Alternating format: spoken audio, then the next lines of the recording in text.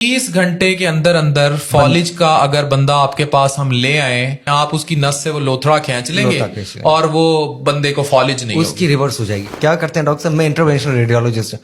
अच्छा, रेडियोलॉजिस्ट हैं, इंटरवेंशन पता ही वो नहीं, दुनिया ही और है। दुनिया ही और है। जिगर कैंसर को जलाया जा सकता है, इनकलाब ये है। जिगर कैंसर गायब हो जाएगा, खत्म हो जाएगा जिगर का सरतान। इसी तरह वो खवातीन जो फाइब्रॉइड्स के मसले का शिकार हैं, दर्दें होती हैं, सारा कुछ है, एक चीरा नहीं लगेगा मेरी बहन एंड फाइब्रॉइड का इलाज हो जाएगा। किसी को फॉलिज हुआ है, एक पासा खत्म हो गया है, अगर वो थोड़े से अरसे में, टाइम में इंटरवेंशनल रेडियोलॉजिस्ट के पास चला गया है, वो लोथड़ा दिमाग से निकाल लिया जाएगा। इस तरह के बहुत सारे इनकलाब। मेरे साथ मुल्क के मायानाज इंटरवेंशनल रेडियोलॉजिस्ट मौजूद हैं, डॉक्टर यूसुफ मेमन साहब।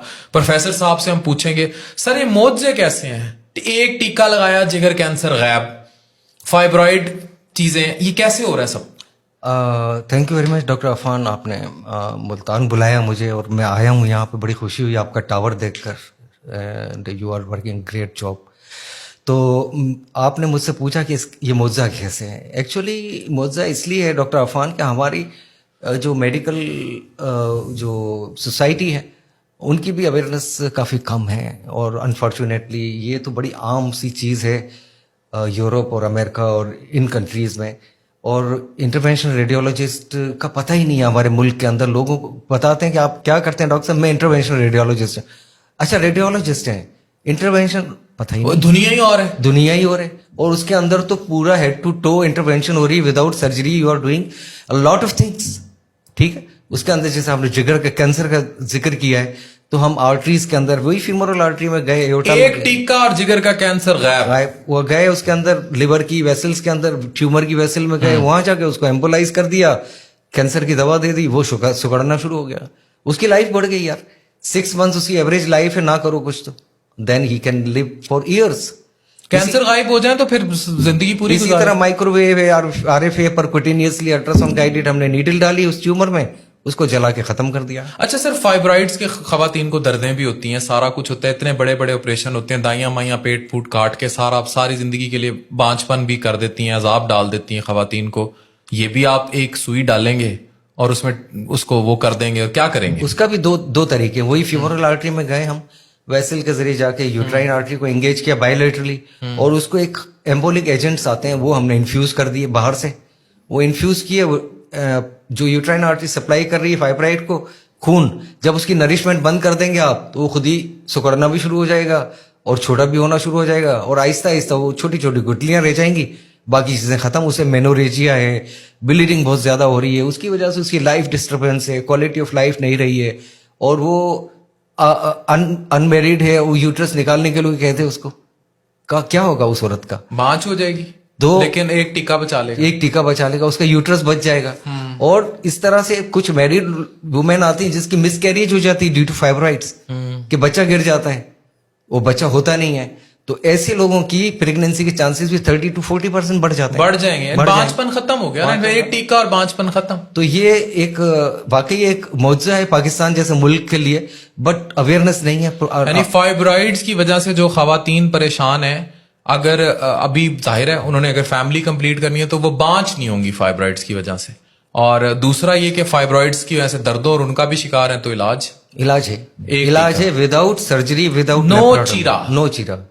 सर फॉलिज हुआ, मैं यहाँ एक स्टोरी शेयर करूंगा। मेरे एक डॉक्टर साहब थे, मेरे दोस्त हैं, और डॉक्टर बहुत अच्छे, शाहीन नाम है उनका।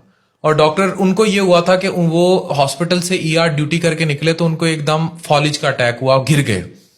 ये अब लोगों को नहीं पता था, वो लकीली इस्लामाबाद है। मुझे आज भी वो रात याद है जब हम उन्हें इस्लामाबाद उठा के ले गए, और विद इन 4 hours उनका वो लोथड़ा निकाल लिया गया। आज वो शख्स fit and well and fine है। जबकि फॉलिज किसी को हो जाए तो फिर आपको पता है कि जब वो सारा स्कीमिया हो गया, एक दफा वो दिमाग की वो डैमेज हो गई वो जगह, उसको जाहिर ब्लड सप्लाई नहीं मिली, तो वो फिर पूरी जिंदगी के लिए वो अपाहज। ये मौजूदा कैसे करते हैं आप? ये तो डिसेबल, वो जिंदा तो है, लेकिन इसमें जो अगर मैलिग्नेंट इंफेक्शन हुआ है उसे, पेशेंट विल डाई डेफिनेटली। हाँ, patient will die, this is second leading cause of death. कि अगर बहुत मैसिव लेवल पे और infarction अगर वो जिंदा भी बच जाएगा तो अपाहज जिंदगी है। भर अपाहज है। क्या करेंगे? कितनी देर में आपके पास हम बंदा ले आए फॉलिज वाला, तो आप तारों के जरिए नई जाके रिसर्च जो आई है उसके मुताबिक हमारे पास 30 आवर्स तक बंदा आ सकता है and then we can remove this. 30 घंटे के अंदर अंदर फॉलिज का अगर बंदा आपके पास हम ले आए तो आप तार वो वायर के जरिए, लोगों को आम जबान में हम बता रहे हैं, आप उसकी नस से वो लोथड़ा खींच लेंगे और वो बंदे को फॉलिज नहीं उसकी रिवर्स हो जाएगी। अब उसका एमआरएस स्कोर होता है, उसका मॉडिफाइड रैंकिन स्कोर, कि उसकी 0 is normal, 1 is mild disability और focal disability, 2 is more, 3, 4 and 5 is the death. तो अगर फर्क करें कोई 4 के ऊपर है और हमने उसका लोथड़ा निकाल दिया at the time of infarction और वो 2 पे आकर खड़ा होता है, तो this is better his life, कि उसका कम से कम लाइफ बच गई, कुछ उसकी डिसेबिलिटी कम हो गई। और अगर कोई 3 पर आया है और 0 पर आ जाता है या 1 पर आ जाता है, दिस इज ऑल्सो गुड। जरूरी नहीं कि 100% 0 पर आ जाए, लेकिन उसकी मॉडिफाइड रैंकिन स्केल जो है ग्रेजुअली डिक्रीज हो जाती है, तो वो हमने अपनी वी अचीव अवर सक्सेस।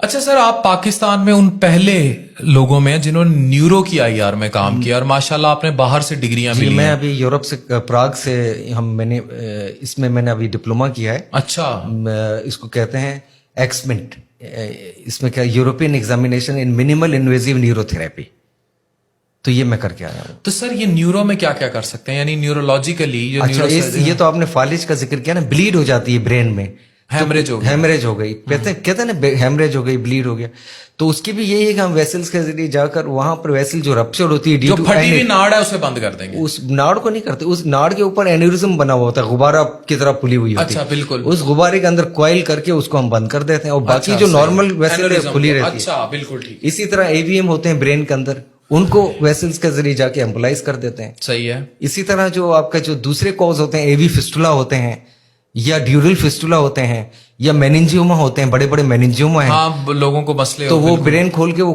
करते हैं सर्जरी, हम उसको दिमाग नहीं काटना, एम्बुलाइज कर देते हैं, खोपड़ी उठा लेते हैं वो जो सर्जरी करते हैं। न्यूरो सर्जरी ऐसा कुछ नहीं है कि तारों के जरिए जाए। उसकी सर्जरी के टाइम पर इतनी ब्लीडिंग होती है कि वो बेचारे रोक नहीं पाते surgeon. We do embolisation pre and then surgeon can open it and easily take it out. अच्छा सर, हेमरेज का बताया, अक्सर लोगों की जो कहते हैं जी दिमाग की रग फट गई, हुन ले जाओ, हुन नहीं बचदा, कितनी देर में बंदा ले आए? वो तो जब उसकी ग्लासगो कोमा स्कोर देखना पड़ता है ना, कि अगर तो ग्लासगो कोमा स्कोर 15, 14, 13, 12 के अंदर, 10 से ऊपर है, तो this is a good candidate कि उसको ट्रीट कर सर कॉइलिंग तो आप करेंगे ना अगर एनोरिज्म है, अगर वो रप्चर हो गई है फिर क्या, मतलब अगर उसका रप्चर का कॉज भी होना हुआ है। अगर वो रप्चर हुई है ड्यू टू एक्सीडेंट या ड्यू टू एनी इंजरी, तो this is now surgeon domain, सही है, this is not our domain. अगर एनोरिज्म है तो आप उसको कॉइल कर देंगे। एन्यूरिज्म है, एवीएम है, ड्यूरल फिस्टुला है या और मेनिंजियोमा और ट्यूमर है जिसकी वजह से ब्लीड हो रहे हैं, तो वो हम वो आप कॉइल कर देंगे।